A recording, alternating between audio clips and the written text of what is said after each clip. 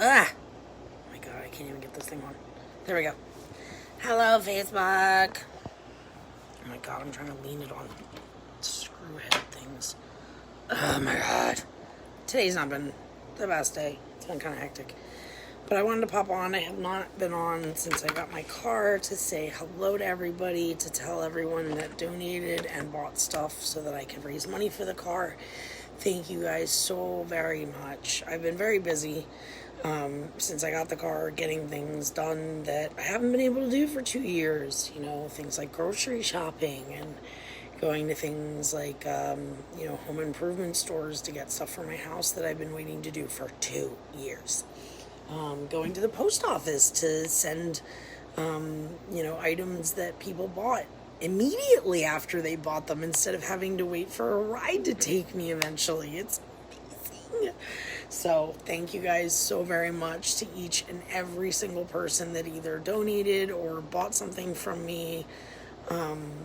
Just thank you so much from the bottom of my heart, from Destin, from all of my friends that listen to me complain for the last 2 years about how horrible it is to not own a car in a rural area.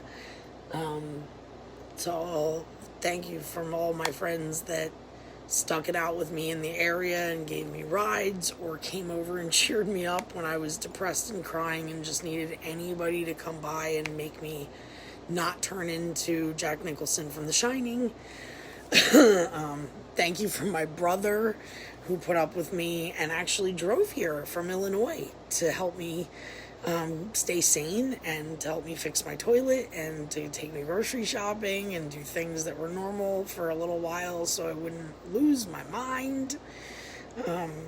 Just thank you in so many ways for that. And thank you not just for helping me get a car, but thank you for your support for the last 2 years online, because some days were just awful and I would hop on and do makeup because I didn't really have much to do that day, or I just didn't feel like doing anything that day, and I would hop on and do makeup because that would make me feel a little bit better or cheer me up, or it would give me something creative to do, and something fun to kind of inspire me that day, and it would give me something to do while I chatted with you. And you guys are an awesome group of people to chat with, and every day was something surprising. I would always have some different conversation with somebody, maybe after the live feed, or cool little chats during live feeds, and it's awesome. Or even if I didn't do live feeds, sometimes I would just go online that day,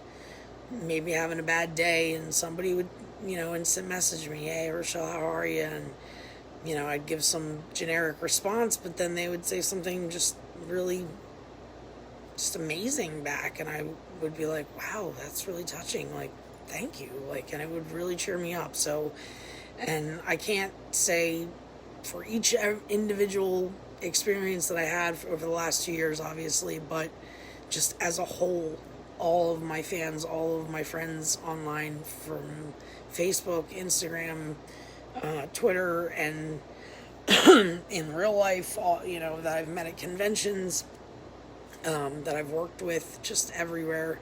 I don't always get to see people because they're not always in my actual area, but that's the wonderful thing that we do have about 2020, is that we get to see people across the board, all over the place. I get to talk to people in Ireland and Australia and Japan and just all over.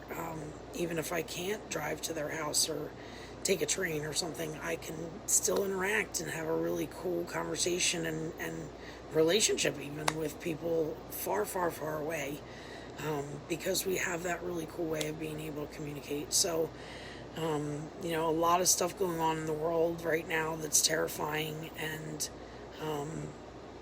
upsetting and and is pulling people apart and kind of stopping our lives. But I try to always, no matter what is going on, every day of my life, find some sort of good, some sort of silver lining that I can find, even if it's just a tiny itty bitty little bit that silver lining, or a good part of it. And I find the silver lining to all of this craziness that's going on is that we live in a time that we can still connect. If we were going through a pandemic, or even, this Black Lives Movement that we're fighting so hard for, right now, if we were going through that in a really different time, like a way, past time in history, we would not have the resources that we have right now. As far as the pandemic, we wouldn't have the doctors that we have. We wouldn't have the way to communicate the information that we need. We also wouldn't have each other in this form. We wouldn't be able to video chat, talk on the phone as easily, text message constantly, send each other memes, cheer each other up, things like that. Send each other edible arrangements or silly things like that. And we also wouldn't be able to order Grubhub because we were quarantined, and have the luxuries of Netflix and beautiful things like that stuck in the house. We'd be sitting in the house with probably, very limited amount of things and very, very, losing our minds and not being able to talk to other people. So that's an amazing thing that we have to be grateful for and find those things and be grateful for those things. That promotes more beautiful things coming. And it's hard to do that. It's hard to see through the terrible things, but that's what we need to do. The more we focus on those bad things, the more bad things come. And as far as, the Black Lives Movement, if that came, it's been going on forever. We know that. This isn't anything new. But I'm saying this hit at a time where we have such an amazing platform. Everybody is able to share and promote and film these things happening, these terrible things happening, and get proof and say, look, and not be able to turn their head and go, no, it's not happening, and they can't bury it as easily. The facts are there, it's happening, and I find that to be beautiful. That is my silver lining about that. I hate what's going on, I hate the injustice, but what I love is that they cannot sugarcoat it, they cannot bury it, they cannot stick their head in the sand and go, no, it's not happening. They can't do that anymore because this is 2020. We have Gen Z messing with them, and we have all types of platforms. We have TikTok and Facebook and Instagram and Twitter, and it's amazing. So you ain't messing with us now. We got technology, and we're just going to keep going and evolving, and it's going to keep happening. So I don't like what's going on in the world in a lot of ways, but I'm finding the silver lining, and I'm going to cling to it, and I'm going to be positive, and I'm going to find all the beauty that I can find, and try to use that to, the best that I can. But I love you guys so much for helping me with this car, because it has changed so much about my life. In fact, I saw a friend today, and she made quite a few comments about a lot of things, like your demeanor is so different, your aura is so different, your everything about your energy, your face, everything is different about you now that you have a car. I can't believe it. And I just said to her, I said, I have not ever in my life not had a car for that long, ever. Like, since I was 14 years old, I have had a car. Like, even when I shattered my ankle and couldn't drive, the person that I was with had a car. This is the longest I have ever gone in my entire life. Almost 2 years is the longest since I was 14 that I did not have a vehicle. So it was like, I felt like I was being strangled, or like somebody was holding me down on a bed or something and saying, you can't move, you can't move, you can't move, for like almost 2 years. That is actually what it felt like to me, because for me to not be able to drive somewhere feels like I'm paralyzed. So it has made a world of difference. Like, that feeling that I can do things and accomplish things, that's my livelihood. That's my freedom. So that's been given back to me, and I feel amazing about it. And I feel like there's a million more things now that I can do. And I owe a lot of that to you guys. It's funny because on my birthday, my dad didn't call me. I think specifically because I'm so passionate about the Black Lives Movement, and he is an incredibly bad racist. And I've always hated that about him. He supports Trump. He says the N-word. He calls my ex-husband and son's father a wetback and a beaner and all types of horrible slang words because he's from Guatemala. You know, he doesn't acknowledge the fact that the man came here, got a visa to live here twice. So he's been here for over almost 28 years at this point, learned English, so he knows 2 languages, works extremely hard. He could be a better person in a lot of ways. Most people can. But, you know, there's a lot of good qualities the guy has. He's worked really hard to be who he is, but he's never once looked at those things about him. The only thing he sees about him is that he's trash, is what he thinks, that he's a lower form of person. And recently he compared him to a crackhead on the street for no reason whatsoever. And recently, when I started backing the Black Lives movement, the Black Lives Matter movement, he just stopped talking to me. And then he didn't call me on my birthday. So I'm guessing I'm no longer a part of his life because that's how easy it is for him to just throw out his daughter.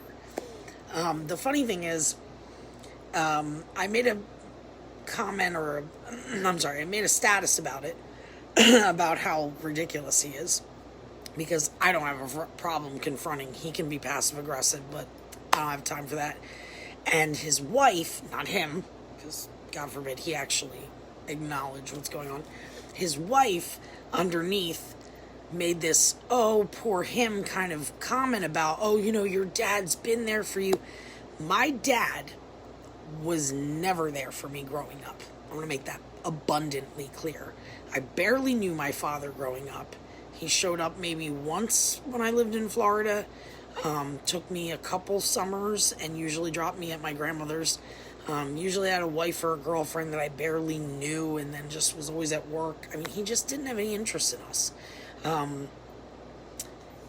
You know, he made a lot of mistakes. I drowned it too in his custody while my mom was at work.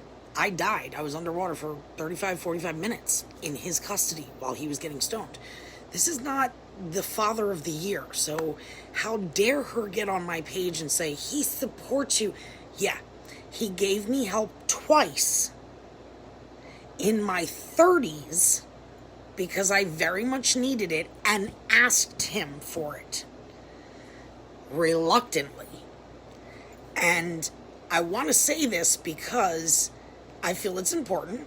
I love my father. I love him very much. I don't think he's a very, very good person, to be honest. Now that I've thought it over, I really don't. I don't think he's a good person at all.